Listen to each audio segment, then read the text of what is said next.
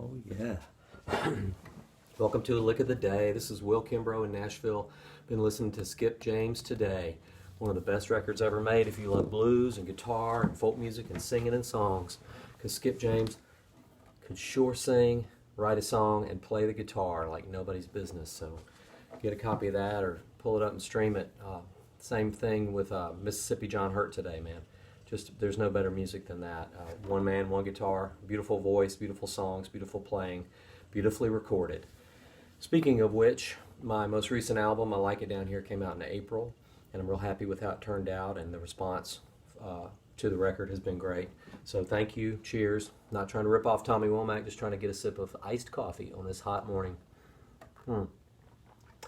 Took our youngest daughter off to college this weekend, and that's always a trip because we've got two, one that's graduated from college and one that's a freshman, so we're just the old parents trying to figure out what to do with ourselves.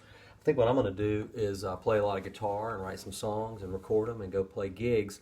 Speaking of which, I'm playing this Wednesday, August 21st at the Yeehaw Brewery. It's a members-only WMOT wired-in show, and you can figure out how to join that locally in Nashville by going to WMOT.org, I believe it is.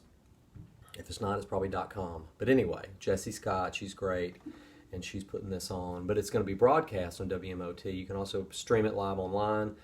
I'll post some links to that on my website, and it's easy to find. But it's this Wednesday, the 21st. And then Saturday, the 24th, I'll be in Cleveland, Ohio at the Red House Concerts.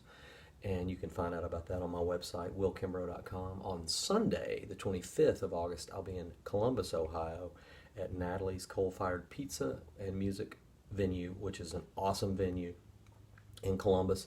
Sounds great, food's great, tons of great beer and drinks and cocktails and wine. I mean, the food is really wonderful, and the place sounds great. It looks great. There's not a bad seat in the house, so come see me. Those shows are always great. They're epic shows, and I'm excited about playing the house concert in Cleveland as well. And then after that, I'm going to be playing with one of my favorite artists, Grant Lee Phillips. Famous from, of course, his great band Grant Buffalo, and also his appearances on television on the Gilmore Girls. And but not only that, he's just great. He's a great singer, great songwriter, great guy. And so I'm playing the 28th in Nashville at the City Winery, and I'm one of Grant's guests at his Parlor of Stars series up in the lounge at City Winery, Nashville. And then I've got a private gig in the Carolinas on Labor Day weekend, and then it's the first weekend of September, the weekend of the 6th, playing at the Sisters Folk Festival with the Red Dirt Boys and also solo, and probably with Phil Madera as well. So we'll do some solo stuff, some duo stuff, and some Red Dirt Boys full band stuff. It's going to be great. We're playing pretty much every day of the festival. Going to be super busy. And then it's Americana Fest week, and we're playing Saturday night, the 14th of September at 3rd and Lindsley, right before Delbert McClinton plays. So it's going to be the place to be that night, I'm sure, for everybody. If you want to hear rock and roll and R&B and great songs. So also on the 15th, I'm playing the noon to 3 at Analog at the Hutton Hotel, September 15th, with Sarah Potenza, Lisa Oliver Gray, lots of guests. I think I'm in the house band, and I'm also performing songs. It's going to be like a gospel brunch called Sunday School, which is a great name. And later that night, I'm going to play Ben Delacour's show at the Cobra in East Nashville, which is I'm playing my own stuff, and then and Ben's playing, and I imagine other artists as well. So big Americana Fest week. And then on from there, there's shows after that coming up, including Hardly Strictly Bluegrass out in San Francisco. I'm playing my own set for the first time, and I'm also playing with Miss Emmylou Harris and the Red Dirt Boys. So super excitement. And then the Frog Pond season starts, so there's so much good going on. You got to get on my website and come to a show. And if you haven't heard I Like It Down Here, you need to hear it. Folks, get that record. Stream it, buy it, whatever. Sounds best on vinyl, in my opinion, but the CD sounds awesome, and streaming it sounds pretty darn good, too. The Red Dirt Boys have made a record. A lot of y'all got it on last year's Cayamo cruise, and we made a little pre-release version, and I'm still selling those at shows, so if you want to get one. But we're going to do an official release as soon as possible and hopefully get it out on vinyl and get it officially into distribution. And I'm going to play a little bit of one of those songs today. This is called I Would If I Could, and this song is inspired by particularly two influences: Alan Toussaint, the great piano player, producer, songwriter, musician, singer from New Orleans, and also Snooks Eaglin, the great blues guitarist and singer, songwriter from New Orleans. And my favorite records of his are his early New Orleans street singer records, where he is, blind Snooks Eaglin, the New Orleans street singer, playing an acoustic guitar on the street for tips, And those records are just fantastic. I got turned on to those by reading an interview with Pete Toussaint of The Who, and he said that was one of his biggest records of all time. So this song is inspired by them. I wrote it on acoustic guitar, although it could be a New Orleans piano type song because of the changes. It has the 1-6-2-5 change, which if you don't know the number system, you should learn it because it'll help you speak the language of music and get things done so you can be creative quicker. And no more standing around showing people chords, just name them the chords and they can play them and you start playing music. That's what I like about the number system. So it's in A on the record. I'm playing it in G because of morning. I don't want to be yelling too loud. One of my kids is sleeping downstairs. So I'm doing it in G today. So, and the chorus ends up with this.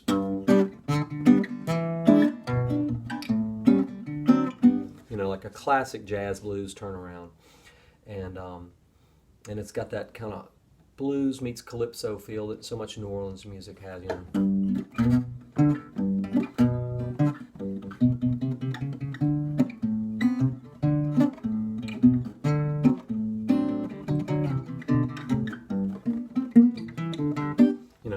which is just such a great feel. It makes you feel good.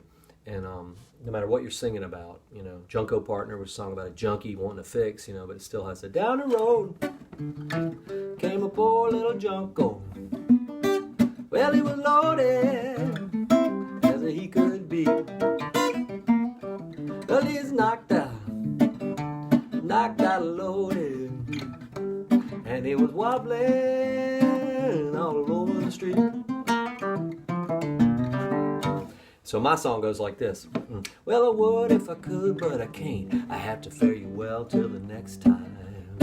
Well, say you will, but you won't, so I'm packing up my leaving trunk and saying goodbye to all of the drama that you do so well. You took me up to heaven and you sent me the bill.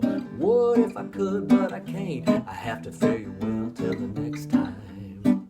So that's what I'm doing here, is just a basic kind of country blues, New Orleans blues, early jazz, Start, then you stop. I'm playing G. I'm playing a bar chord because I'm going to switch to this D, so I'm just making it easy on myself, Start, then you stop like somebody called the cops on all this love business.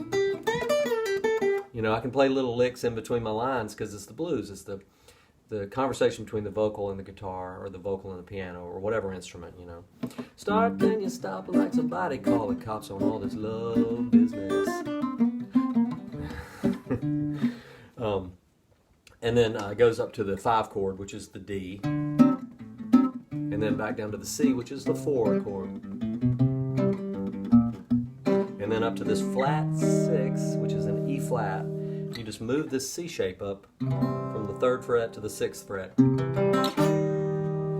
it works in G that way. I would if I could to the E, which is the 6. I have to fare you to A till the D5. Next time back to the 1. And this song features Phil's piano playing and Chris's wonderful bass playing, Brian Owings drumming, and Chris and Brian are featured on my new album as well. That's the rhythm section on there, so I was certainly lucky to have them. Just give them a chart of the song, play them the song, go record it. 1 or 2 takes, you have a wonderful track that it might morph slightly into something later down the line, like live for me. But man, I love those first impressions of those great musicians, and that's sort of the tradition of Nashville session work. Whether it's Elvis at Studio B, or some of the R&B stuff that was done here, or Johnny Cash, or Bob Dylan. It's that first impression of those session players for whom these simple songs are easy, and you don't want to let them overthink it too much or it gets too slick. So that's why Blonde on Blonde and the Johnny Cash stuff from the early 60s that he did in Nashville is so raw but right. tell you folks I'm ragged, but I'm right. And so, you know, off in your own sunset and at dawn, like the world spinning backwards. And I love these words too. I love playing with language. You know, the world, you're off, then you're on, the sun setting at dawn, like the world spinning backwards.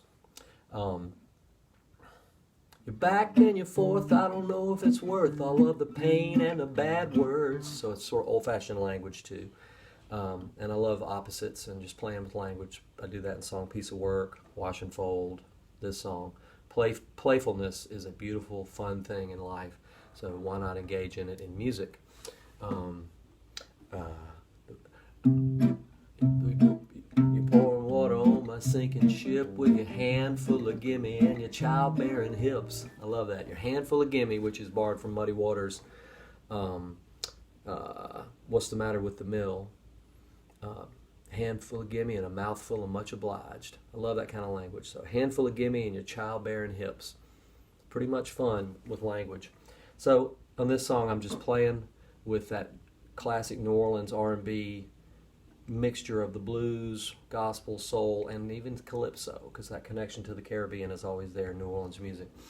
And with that tip of the hat to Snooks, Eaglin, and Alan Toussaint. And I'll see you at my shows coming up in Nashville, Ohio, back in Nashville, out in Oregon, in Nashville for the Americana Fest, and I'm playing Hardly Strictly Bluegrass in San Francisco's Golden Gate Park, playing a solo set and also a set with Emmylou Harris and the Red Dirt Boys. So lucky me, I get to do all this great stuff, and I hope you join me and get to know my new record. I like it down here and look forward to this Red Dirt Boys. Thank you.